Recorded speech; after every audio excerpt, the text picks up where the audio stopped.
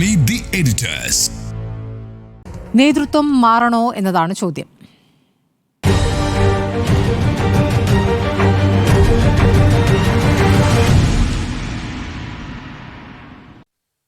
Unnikrishnan, BJP സംസ്ഥാന നേതൃത്വം മാറണോ?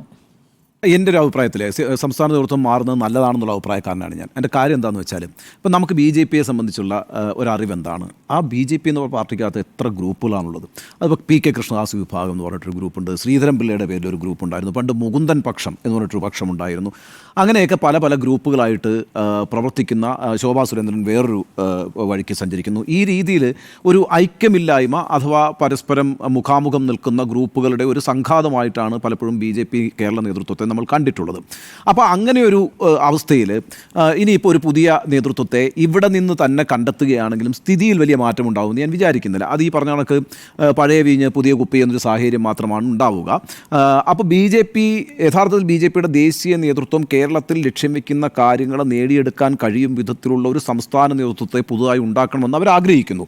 അങ്ങനെ ആഗ്രഹിക്കുമ്പോൾ കേരളത്തിൽ ഇപ്പോൾ നിലവിലുള്ള ഈ ഗ്രൂപ്പ് സമവാക്യങ്ങൾ വെച്ച് ഏതെങ്കിലും ഒരാളെ അതിൽ നിന്ന് എടുത്ത് ഇനിയും പ്രസിഡന്റ് ആക്കിയാൽ ഇവിടുത്തെ സംഘടനയുടെ മുന്നോട്ടുള്ള പോക്കിനെ അല്ലെങ്കിൽ BJPയുടെ ദേശീയ നേതൃത്വം വിഭാവന ചെയ്യുന്ന രാഷ്ട്രീയത്തെ മുന്നോട്ട് കൊണ്ടുപോകാൻ അവർക്ക് എത്രത്തോളം കഴിയുമെന്നുള്ളതാണല്ലോ BJP ഇപ്പം ദേശീയ നേതാക്കൾക്ക് ഒരു ആശങ്കയുള്ളത്. ഞാൻ മനസ്സിലാക്കുന്നത് ഇപ്പോൾ JP നഡ്ഡ അടക്കമുള്ള ആളുകൾ മാറാൻ പോവുകയാണ്. അതിൻ്റെ ഭാഗമായിട്ടാണ് സംസ്ഥാന തലത്തിലൊക്കെ മാറ്റം വരുന്നത്. അങ്ങനെ മാറ്റം വരുമ്പോൾ നമുക്കിപ്പോൾ ലഭ്യമായിരിക്കുന്ന റിപ്പോർട്ട് വെച്ചിട്ട് രാജീവ് ചന്ദ്രശേഖറിൻ്റെ പേരാണ് ആലോചിച്ചത് ദേശീയ നേതൃത്വത്തിൻ്റെ ഭാഗമായിട്ട്. അപ്പോൾ അത് അദ്ദേഹം സമ്മതിക്കുമോ എന്ന് അറിയില്ല. അതുമായി ബന്ധപ്പെട്ട ചർച്ചകൾ നടക്കുന്നു എന്നാണ് ഞാൻ മനസ്സിലാക്കുന്നത്. ഇവിടെ ഒരു കാര്യം നമ്മൾ മനസ്സിലാക്കേണ്ടത്, രാജീവ് ചന്ദ്രശേഖർ തിരുവനന്തപുരത്ത് നല്ല രീതിയിൽ പെർഫോം ചെയ്തു എന്ന് വിചാരിക്കുന്ന ഒരാളാണ് ഞാൻ. കാരണം എന്ന് വെച്ചാൽ കേവലം 16,000 വോട്ടിൻ്റെ വ്യത്യാസത്തിലാണ് അദ്ദേഹം അവിടെ തോറ്റുപോയത്. രാജീവ് ചന്ദ്രശേഖർ അവിടെ മികച്ച രീതിയിലൊരു സോഷ്യൽ എഞ്ചിനീയറിംഗ് നടത്തിയിട്ടുണ്ട്. ഇപ്പം നേമത്തും വട്ടിയൂർക്കാവിലും അതേപോലെ തന്നെ കഴക്കൂട്ടത്തും ഒന്നാം സ്ഥാനത്താണ്, നിയമസഭാ മണ്ഡലങ്ങളിൽ ഒന്നാം സ്ഥാനത്താണ് രാജീവ് ചന്ദ്രശേഖർ അന്ന് വന്നത്. അവർ പ്രതീക്ഷിച്ചിരുന്നത്, ഞാൻ മനസ്സിലാക്കുന്നത്, തിരുവനന്തപുരത്ത് കൂടി ഒന്നാം സ്ഥാനത്ത് വരും എന്നായിരുന്നു. പക്ഷേ തിരുവനന്തപുരത്ത് ശശി തരൂരാണ് ലീഡ് ചെയ്തത്. അപ്പം തിരുവനന്തപുരം നിയമസഭാ മണ്ഡലത്തിൽ അവർക്കൊരു തിരിച്ചടി ഉണ്ടായതുകൊണ്ടാണ് രാജീവ് ചന്ദ്രശേഖർ അന്ന് തോറ്റത് എന്നൊരു വിലയിരുത്തൽ ആ പാർട്ടിക്ക് തന്നെയുണ്ട്. അപ്പോൾ ഒരു മികച്ച പെർഫോമറായിട്ട് രാജീവ് ചന്ദ്രശേഖർ വരുന്നു. ഇത്തരത്തിലുള്ള ചില BJPയുടെ പരീക്ഷണങ്ങൾ കേരളത്തിൽ വിജയിച്ചിട്ടുണ്ടല്ലോ. ഇപ്പോൾ ഈ ശ്രീധരനെ പോലൊരു നേതാവിനെ ഒരാളെ കൊണ്ടുവന്ന്, ഒരു ടെക്നോക്രാറ്റിനെ കൊണ്ടുവന്ന് പാലക്കാട് അത്ഭുതം കാണിക്കാൻ അവർക്ക് കഴിഞ്ഞില്ലേ. 3000-ലേക്കാണ് ഷാഫി പറമ്പലിൻ്റെ ഈ പറയുന്ന ഭൂരിപക്ഷം കുറച്ചുകൊണ്ടുവരാൻ ശ്രീധരന് കഴിഞ്ഞത്. സുരേഷ് ഗോപി തൃശ്ശൂരിലെ ഒരു ഗംഭീര പരീക്ഷണമല്ലേ.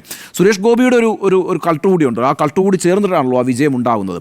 യഥാർത്ഥത്തിൽ രാജീവ് ചന്ദ്രശേഖർ ഈ പറഞ്ഞ തിരുവനന്തപുരത്ത് മത്സരിക്കാൻ ആഗ്രഹിച്ചിട്ടില്ലായിരുന്നു എന്നാണ് ഞാൻ മനസ്സിലാക്കുന്നത്. അദ്ദേഹത്തിന് മത്സരിക്കാൻ താല്പര്യമുണ്ടായിരുന്നില്ല. പക്ഷേ മോഡിയുടെയും അമിത്ഷായുടെയൊക്കെ നിർബന്ധത്തിന് വഴങ്ങിയാണ് അദ്ദേഹം കേരളത്തിൽ വരികയും തിരുവനന്തപുരത്ത് മത്സരിക്കുകയൊക്കെ ചെയ്തത്. അദ്ദേഹം മത്സരിക്കുകയും ജയിച്ചില്ലായിരുന്നെങ്കിൽ കൂടി മന്ത്രിസ്ഥാനത്ത് തുടരുമായിരുന്നു. എപ്പോൾ BJPക്ക് ഒറ്റയ്ക്ക് ഭൂരിപക്ഷം കിട്ടിയിരുന്നുവെങ്കിൽ നിശ്ചയമായും രാജീവ് ചന്ദ്രശേഖറും മന്ത്രിസഭയിൽ ഉണ്ടാവുമായിരുന്നു. ഇതിപ്പോൾ ഒരു മുന്നണി സർക്കാരാണ് ഉണ്ടായത്.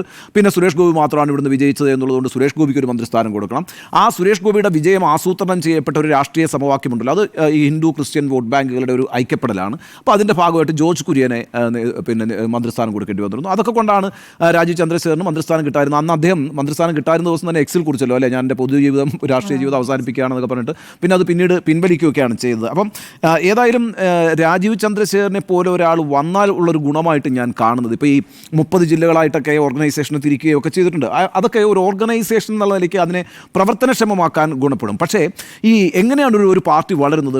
പുതിയ വിഭാഗങ്ങളെ ഈ പാർട്ടിയിലേക്ക് ആകർഷിക്കാൻ കഴിയും വിധം പാർട്ടിയുടെ പ്രവർത്തനങ്ങളെ മെച്ചപ്പെടുത്താൻ കഴിയുന്ന ഒരു ലീഡർഷിപ്പ് ഉണ്ടാകുമ്പോഴാണ് പാർട്ടി വളരുക. നമ്മളിപ്പം പാർട്ടിയുടെ ബ്ലോക്ക്, പാർട്ടിയുടെ മണ്ഡലം, പാർട്ടിയുടെ ജില്ലാ കമ്മിറ്റി ഈ രീതിയിൽ അതിനെ പ്രവർത്തിപ്പിക്കാൻ ശ്രമിച്ചുകൊണ്ട് മാത്രം പാർട്ടി വളരുകയില്ല. പാർട്ടി നല്ല പ്രവർത്തനക്ഷമമായൊരു പാർട്ടിയായിരിക്കും. പക്ഷേ പാർട്ടിക്ക് വളരണമെങ്കിൽ പുതിയ വിഭാഗങ്ങൾ ആ പാർട്ടിയിലേക്ക് ഐഡൻറ്റിഫൈ ചെയ്യുകയും ആ പാർട്ടിയോട് താല്പര്യത്തിൽ അതുമായി അണിചേരുകയും ചെയ്യണം. അങ്ങനെ ആളുകളെ അട്രാക്ട് ചെയ്യാൻ കഴിയുന്ന വിധത്തിൽ പ്രവർത്തിക്കാൻ വേണമെങ്കിൽ രാജീവ് ചന്ദ്രശേഖറിന് കഴിയും. അതൊരു നല്ല പരീക്ഷണമായിരിക്കും എന്നാണ് ഞാൻ വിചാരിക്കുന്നത്. കാരണം അദ്ദേഹത്തിന് ഈ പറയുന്ന ടെക്നോക്രാറ്റുകൾക്കിടയിൽ വലിയ ബന്ധമാണുള്ളത്.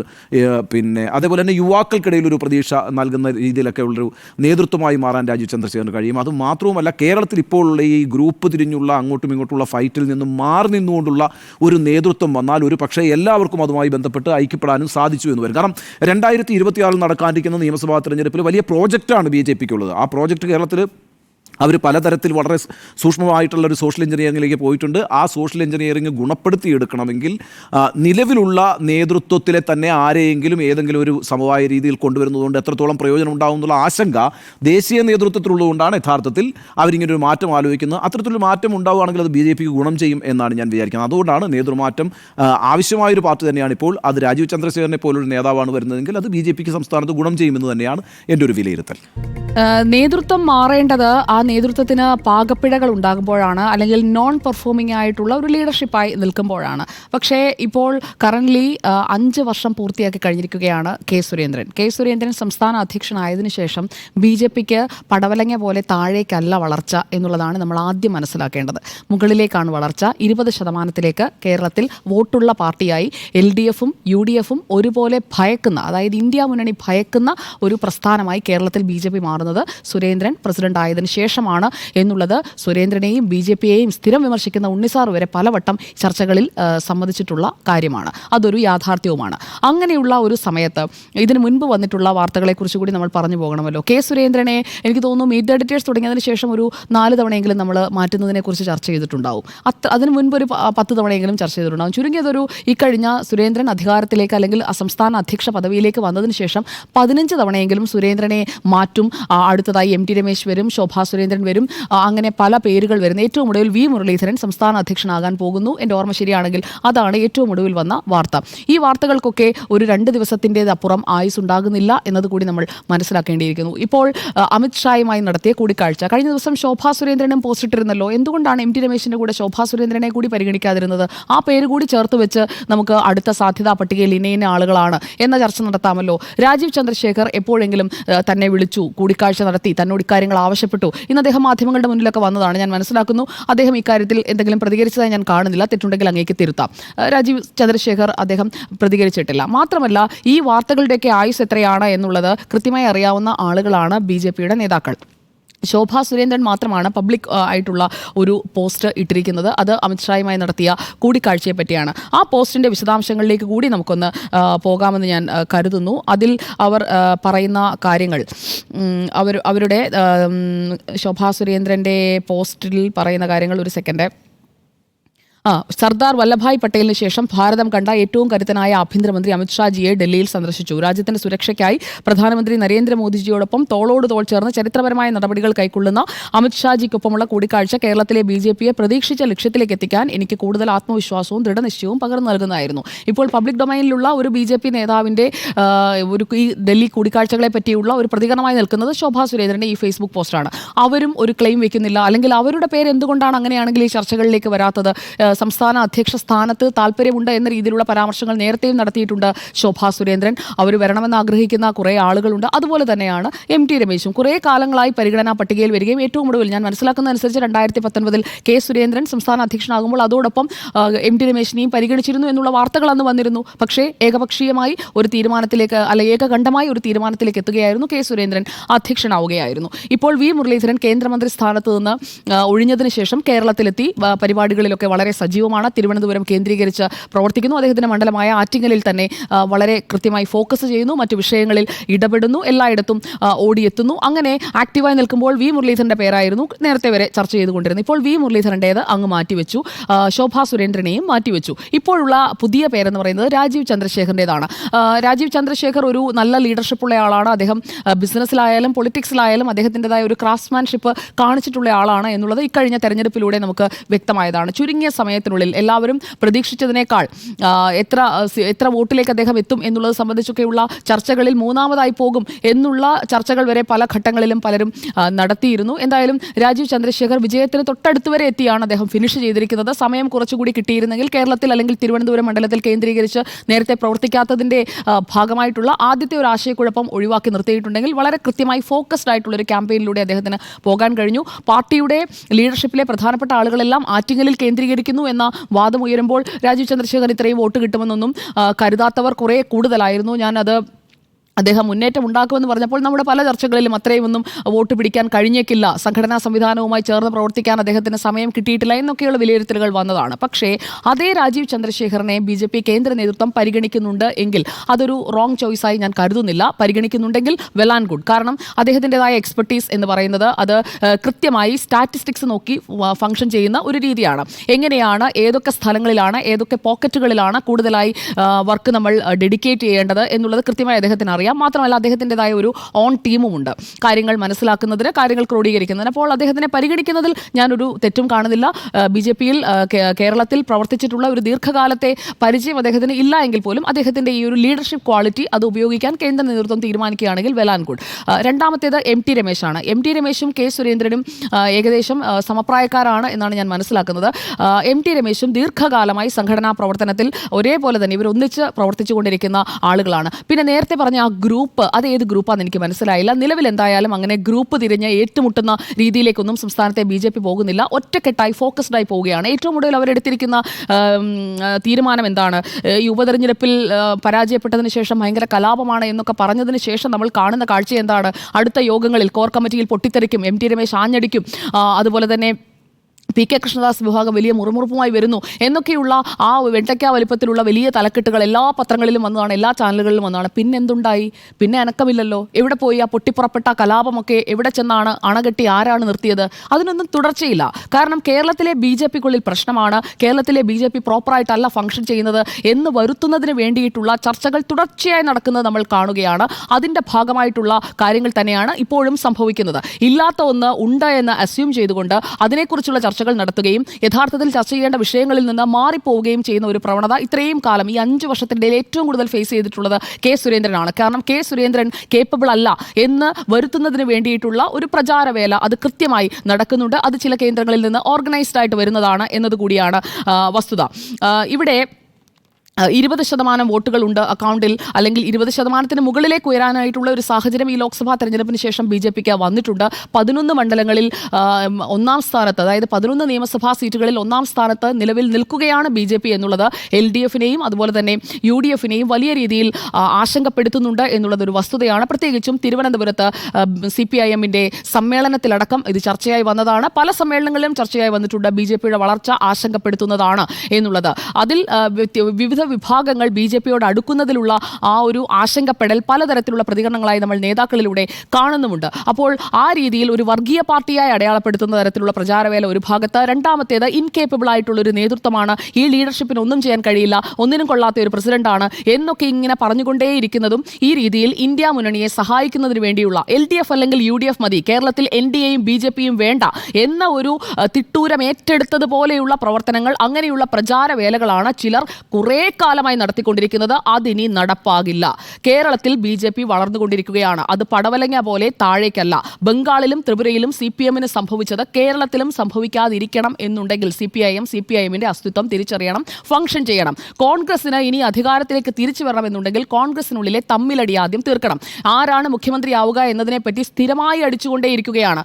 ഒരാൾക്ക് മറ്റൊരാളെ കണ്ടുകൂടാ എന്ന രീതിയിലേക്ക് കാര്യങ്ങൾ പോയിക്കൊണ്ടിരിക്കുകയാണ്. അപ്പോൾ അതിനേക്കാളൊക്കെ വലിയ പ്രശ്നം ഇവിടെ K സുരേന്ദ്രനെ മാറ്റി MT രമേശിനെയും രാജീവ് ചന്ദ്രശേഖറിനെയും പരിഗണിച്ചുകൊണ്ടിരിക്കുന്നു കേന്ദ്ര നേതൃത്വം എന്ന് പറയുന്ന രീതിയിലേക്ക് കാര്യങ്ങൾ കൊണ്ടുപോവുകയാണ്. ഇവിടെ ഇനിയിപ്പോൾ BJPയുടെ മുന്നിലുള്ള ലക്ഷ്യം തദ്ദേശ തെരഞ്ഞെടുപ്പാണ്. തദ്ദേശ തെരഞ്ഞെടുപ്പിലേക്ക് K സുരേന്ദ്രന്റെ തന്നെ നേതൃത്വത്തിൽ, എൻ്റെ സജഷൻ ഇതാണ്, നേതൃത്വം മാറണം ഈ ഘട്ടത്തിൽ എന്ന് ഞാൻ കരുതുന്നില്ല. കാരണം രാജീവ് ചന്ദ്രശേഖറോ MT രമേശോ മോശം കാൻഡിഡേറ്റ്സ് ആയതുകൊണ്ടല്ല, മറിച്ച് ഇപ്പോൾ നയിച്ചുകൊണ്ടിരിക്കുന്ന വ്യക്തിക്ക് ഇനി അങ്ങോട്ട് നയിച്ച് തദ്ദേശ തെരഞ്ഞെടുപ്പിൽ 2 കോർപ്പറേഷനുകളിലും 100 പഞ്ചായത്തുകളിലും ഭരണം പിടിക്കുക എന്ന ലക്ഷ്യത്തിലേക്ക് പാർട്ടിയെ കൊണ്ടുപോകാനുള്ള കേപ്പബിലിറ്റി ഉണ്ട് എന്നാണ് ഞാൻ വിശ്വസിക്കുന്നത്. ആ രീതിയിലുള്ള ഒരു പ്രവർത്തനം ഫോക്കസ്ഡായി നടത്തുകയാണ് വേണ്ടത്. ഒരു കാര്യം കൂടി പറഞ്ഞ് അവസാനിപ്പിക്കാം മാഡം. ഈ ഭരണം പിടിക്കലിലേക്ക് തദ്ദേശ തെരഞ്ഞെടുപ്പിൽ BJP വലിയ രീതിയിൽ പോകും എന്നുള്ളത് മനസ്സിലാക്കിക്കൊണ്ടാണ് BJPക്കുള്ളിൽ കുഴപ്പമുണ്ടാക്കാനായിട്ടുള്ള നീക്കങ്ങൾ നടത്തുന്നത്. തിരുവനന്തപുരം, എറണാകുളം, തൃശൂർ, കോഴിക്കോട് അവിടെ 3 ജില്ലകൾ വീതമാക്കി 30 ജില്ലകളാക്കി കേരളത്തെ വിഭജിച്ചുകൊണ്ടുള്ള ആ രീതിയിലുള്ള ഒരു പ്രവർത്തനത്തിലേക്ക് ഇതിനകം തന്നെ K സുരേന്ദ്രന്റെ നേതൃത്വത്തിൽ കടന്നു കഴിഞ്ഞിരിക്കുകയാണ്. മാത്രമല്ല പത്തനംതിട്ട, വയനാട്, കാസർഗോഡ് ഇവിടെ നിലവിലെ അവസ്ഥയിൽ തുടരുക, ബാക്കി ജില്ലകളിൽ 2 ആക്കുക. ആ രീതിയിൽ കൃത്യമായി ഓർഗനൈസ്ഡ് ആയിട്ടുള്ള ഒരു പ്രവർത്തനത്തിലേക്കാണ് കെ സുരേന്ദ്രൻ പാർട്ടിയെ കൊണ്ടുപോകുന്നത്. അതുകൊണ്ട് ഈ ഘട്ടത്തിൽ ഈ 15 തവണ പറഞ്ഞതുപോലെ വീണ്ടും കെ സുരേന്ദ്രനെ മാധ്യമങ്ങളായി മാറ്റേണ്ടതില്ല. അത് പാർട്ടിയുടെ കേന്ദ്ര നേതൃത്വം തീരുമാനിച്ച് മാറ്റുകയാണെങ്കിൽ മാറട്ടെ. പുതിയ നേതൃത്വം ഏറ്റെടുക്കാൻ കേപ്പബിലിറ്റിയുള്ള നിരവധി ആളുകൾ പാർട്ടിയിലുണ്ട് എന്നതൊരു വസ്തുതയാണ്. ആ നേതാക്കൾക്കിടയിൽ തമ്മിലടിയുമില്ല. നേതൃത്വം മാറണോ എന്ന ചോദ്യത്തിൽ നേതൃത്വം മാറണം എന്നുള്ള അഭിപ്രായമാണ് എനിക്കുള്ളത്. BJPയുമായി ബന്ധപ്പെട്ട വൃത്തങ്ങളിൽ നമുക്ക് അറിയാനാകുന്നത് RSSും അത് ആഗ്രഹിക്കുന്നു എന്നുള്ളതാണ്. പ്രതിപക്ഷത്തിരിക്കുന്ന ഒരു പാർട്ടി എന്ന നിലയ്ക്ക് അവിടെ സർക്കാരിനെ വിമർശിക്കുന്നതിൽ എത്രത്തോളം ഇപ്പോഴത്തെ പാർട്ടി അധ്യക്ഷൻ ശക്തമായി വരുന്നുണ്ട്, ഓരോ വിഷയങ്ങളിൽ എത്രത്തോളം പ്രതികരിക്കുന്നുണ്ട് എന്ന് നോക്കുമ്പോൾ അദ്ദേഹത്തിൻ്റെ മുൻകാല അധ്യക്ഷന്മാരെ വെച്ച് നോക്കുമ്പോൾ അദ്ദേഹം തുലം കുറവാണ് ആ പ്രതികരണങ്ങൾ എന്നുള്ള കാണാം. ഇപ്പോൾ കുമ്മനമായാലും വി മുരളീധരനായാലും ഓരോ വിഷയങ്ങളിൽ അപ്പോൾ പ്രതികരിക്കുന്നത് മാധ്യമങ്ങൾക്ക് മുന്നിൽ വരുന്നത് നമ്മൾ കണ്ടിരുന്നു. പക്ഷേ ശ്രീ കെ സുരേന്ദ്രൻ ആ രൂപത്തിലേക്ക് എത്തുന്നില്ല എന്നൊരു വിമർശനം പാർട്ടിക്കകത്ത് നിന്ന് തന്നെ ഉണ്ടായിട്ടുള്ളതാണ്. അപ്പോൾ RSSനെ സംബന്ധിച്ചും ഇങ്ങനൊരു അഭിപ്രായമുണ്ട് എന്നുള്ള സൂചനകളുണ്ട്. ഇപ്പോൾ നിലവിൽ രാജീവ് ചന്ദ്രശേഖറുമായിട്ടും അതുപോലെ തന്നെ രാജീവ് ചന്ദ്രശേഖറുമായിട്ട് ചർച്ച നടത്തിയിരിക്കുന്നു. ആ ചർച്ചയിൽ അദ്ദേഹം താല്പര്യം പ്രകടിപ്പിച്ചിട്ടില്ല എന്നുള്ള സൂചനകളും പുറത്തു വരുന്നുണ്ട്. അതിന് കാരണമായി പറയുന്നത് കേരളത്തിൽ വിവിധ നേതാക്കൾ വിവിധ ഗ്രൂപ്പുകളായി പ്രവർത്തിക്കുന്നു എന്നുള്ളതാണ്. അതിനിടയ്ക്ക് ജയകുമാറിൻ്റെ പേരും ഉയർന്നു കേൾക്കുന്നുണ്ട്. നമ്മൾ നേരത്തെ വിവാദങ്ങളിൽ കേട്ട പേരാണ് ജയകുമാറിൻ്റെ പേര്, ADGPയുമായുള്ള ചർച്ചയുമായി ബന്ധപ്പെട്ട് പുറത്തു കേട്ട പേര്. അപ്പോൾ RSSന് താല്പര്യമുള്ള പേരാണ്. ആ പേര് കൂടി വിശേഷ് സമ്പർക്ക് പ്രമുഖ്, അദ്ദേഹത്തിൻ്റെ പേരും പറഞ്ഞു കേൾക്കുന്നുണ്ട്. അദ്ദേഹവുമായി ചർച്ച നടത്തിയിട്ടുള്ള അറിയില്ല. അതോടൊപ്പം ശോഭാ സുരേന്ദ്രനും അമിത്ഷായെ പോയി കണ്ടിട്ടുണ്ട്. ഇപ്പോൾ 33% സംവരണം നടപ്പാക്കുന്നു എന്ന് പറയുന്ന പാർട്ടി അധ്യക്ഷ സ്ഥാനത്തേക്ക് ഒരു വനിതയെ കൊണ്ടുവരുമോ എന്ന് ചർച്ച നടത്തുമ്പോൾ വിവിധ സംസ്ഥാനങ്ങൾ നോക്കുമ്പോൾ ആകെ ആന്ധ്രയിൽ മാത്രം പുരന്തേശ്വരി മാത്രമാണ് ആകെ ഒരു വനിതാ അധ്യക്ഷയായിട്ടുള്ളത്. അപ്പോൾ അങ്ങനെ ഒരു പരിഗണന വരികയാണെങ്കിൽ ശോഭാ സുരേന്ദ്രൻ വരാം. പക്ഷേ ഇവിടുത്തെ ഇക്വേഷൻസ് വെച്ച് നോക്കുമ്പോൾ സംസ്ഥാനത്തിനകത്ത് നേതൃത്വവുമായി നടത്തിയിരിക്കുന്ന പോരൊക്കെ വെച്ച് നോക്കുമ്പോൾ അതിനുള്ള സാധ്യത തുലവും കുറവാണ്. പിന്നെ പറഞ്ഞു കേൾക്കുന്ന പേര് MT രമേശാണ്. ജനറൽ സെക്രട്ടറി പദം ഏറ്റവും കൂടുതൽ കാലം വഹിച്ച നേതാവ് എന്നുള്ള ഒരു രൂപത്തിൽ അദ്ദേഹം കുറച്ചുകൂടി പ്രാധാന്യം അർഹിക്കുന്നുണ്ട്. സംഘടനയെ നന്നായിട്ട് അറിയാം എന്നുള്ള ഒരു വിഷയം അവിടെ നിൽക്കുന്നു. മാത്രമല്ല അദ്ദേഹത്തിൻ്റെ സൗമ്യനായ നേതാവാണ് എന്നതും ആണ്. പക്ഷേ ഈ ഗ്രൂപ്പ് സമവാക്യങ്ങൾ നോക്കുമ്പോൾ ഒരു വിഭാഗത്തിൽപ്പെടുന്ന ഒരു നേതാവായി തന്നെ MT രമേശ് അവിടെ നിൽക്കുകയാണ്. അപ്പോൾ ദേശീയ നേതൃത്വം ഇനി കണക്കാക്കുന്നത് ഇവിടെ പാർട്ടി വളർത്തുക എന്നുള്ളതാണ്. ഇപ്പോൾ ഈ വോട്ട് ശതമാനമൊക്കെ ഉയർന്നിരിക്കുന്നു. പക്ഷേ ഒരു വിജയം എന്നതിലേക്ക് എത്തുന്നത് എപ്പോഴാണ്? അത് സുരേഷ് ഗോപിയിലാണ്. സുരേഷ് ഗോപി എന്ന തീരുമാനം ആരാണ് എടുത്തത്? ദേശീയ നേതൃത്വമാണ് എടുത്തത്. അപ്പോൾ ഇവിടെ സംസ്ഥാന നേതൃത്വത്തിൻ്റെ ഒരു പ്രവർത്തനം കൊണ്ട് വിജയിച്ച നേതാവായ സുരേഷ് ഗോപിയെ കാണുന്നില്ല. പിന്നീട് വിജയിച്ച ഘട്ടത്തിലും അദ്ദേഹം അത് പറഞ്ഞിരുന്നു, ഞാൻ എങ്ങനെ വിജയിച്ചു എന്നുള്ള, പാർട്ടി എന്ന നിലയ്ക്കല്ല വിജയിച്ചതെന്ന് പറഞ്ഞു. പിന്നീട് അദ്ദേഹം മാറ്റി പറഞ്ഞുവെങ്കിലും അപ്പോൾ ദേശീയ നേതൃത്വത്തിന് അറിയാം അവർ കൊണ്ടുവന്ന നേതാവ് എന്ന നിലയ്ക്ക് സുരേഷ് ഗോപി പെർഫോം ചെയ്തു, സുരേഷ് ഗോപി വിജയിച്ചു. അപ്പോൾ ദേശീയ നേതൃത്വത്തിൻ്റെ തീരുമാനമായിട്ട് വരുന്ന ഒരു പേരാകുമ്പോൾ രാജീവ് ചന്ദ്രശേഖരന് കുറച്ചുകൂടി സാധ്യതയുണ്ട്. പക്ഷേ അദ്ദേഹം ഇവിടുത്തെ സാഹചര്യങ്ങളുമായി ബന്ധപ്പെട്ട് അദ്ദേഹം താല്പര്യം ഇല്ല എന്ന് പറഞ്ഞിരിക്കും. നിർബന്ധിച്ചാൽ ഒരുപക്ഷെ മാറേണ്ടി വരും എന്നുള്ളതാണ്. ഏതായാലും അഭിപ്രായ സർവേക്കായി കേരളത്തിന് ചുമതലയുള്ള പ്രഹ്ലാദ് ജോഷി ഇങ്ങോട്ട് വരുന്നു എന്ന് കേൾക്കുന്നു. അടുത്ത ആഴ്ച തന്നെ വരുന്നു. അദ്ദേഹം സംസ്ഥാന ഭാരവാഹികളുമായും സംസ്ഥാനത്തെ ദേശീയ ഭാരവാഹികളുമായും ചർച്ച നടത്തും. അതായത് വി മുരളീധരൻ, രാജീവ് ചന്ദ്രശേഖരൻ, ജോർജ് കുര്യൻ, സുരേഷ് ഗോപി, അബ്ദുള്ളക്കുട്ടി, അനിൽ ആന്റണി തുടങ്ങിയ നേതാക്കളുമായിട്ടൊക്കെ ചർച്ച നടത്താനിരിക്കുന്നു. അപ്പോൾ ആ അഭിപ്രായ സമന്വയത്തിൽ ഉയർന്നു കേൾക്കുന്ന പേര്, ആ പേരിലേക്ക് ഒരു തീരുമാനം എത്താനുള്ള സാധ്യത കൂടുതലാണ് എന്ന സൂചനകളുണ്ട്. നേരത്തെ പറഞ്ഞ പോലെ പല ഘട്ടങ്ങളിൽ ഇവിടെ നേതൃമാറ്റം ഉണ്ടാകുമോ എന്ന ചർച്ചകൾ BJPയുമായി ബന്ധപ്പെട്ടുണ്ടായിട്ടുണ്ട്. വിവിധ രാഷ്ട്രീയ പാർട്ടികളുമായി ബന്ധപ്പെട്ട് നമ്മൾ ചർച്ച ചെയ്യുന്ന പോലെ തന്നെ BJPയുടെ കാര്യത്തിലും അങ്ങനെ ചർച്ച വന്നിട്ടുണ്ട് എന്നുള്ളതാണ്. BJPയിൽ വിവിധ ഗ്രൂപ്പുകളായി നേതാക്കൾ നിൽക്കുന്നു എന്നൊരു യാഥാർത്ഥ്യം അവിടെ നിൽക്കുന്നു. അതുകൊണ്ടാണ് കോൺഗ്രസിനെ സംബന്ധിച്ച് വിവിധ ഗ്രൂപ്പുകൾ ആ പാർട്ടിയെ വളർത്തുന്നു എന്നാണ് പറയുന്നതെങ്കിൽ ഇവിടെ നേരെ തിരിച്ചാണ്. BJPയെ സംബന്ധിച്ച് അങ്ങനെ ഒരു വളർച്ച ഉണ്ടാകാത്തത് വിവിധ ഗ്രൂപ്പുകളായി നിൽക്കുന്നത് കൊണ്ടാണ് എന്ന വിമർശനവും ഉയരുന്നുണ്ട്. അപ്പോൾ നേതൃത്വം മാറണോ എന്ന് ചോദിക്കുമ്പോൾ കുറച്ചുകൂടി കാര്യക്ഷമമായി പ്രവർത്തിക്കാൻ, ഒരു പുതുമ തോന്നാൻ, ഒരു പുതിയ ആവേശത്തിലേക്ക് എത്താൻ ഒരു പുതിയ നേതൃത്വം വേണമെന്നുള്ളതാണ്, നേതൃത്വം മാറണമെന്നുള്ളതാണ് എൻ്റെ അഭിപ്രായം. ഇനി നമുക്ക് 3 പേരുടെ അഭിപ്രായം നോക്കുമ്പോൾ യെസ് എന്ന 2ഉം നോ എന്ന 1.